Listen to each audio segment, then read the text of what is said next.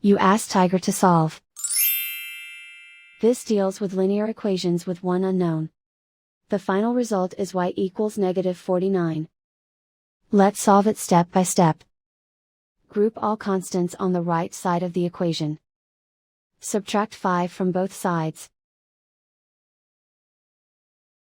Simplify the arithmetic.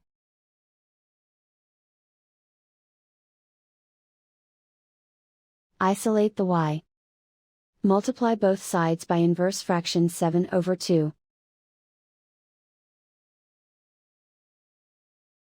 Group like terms.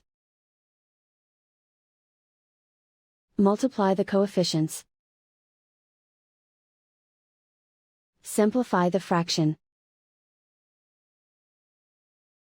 Multiply the fractions.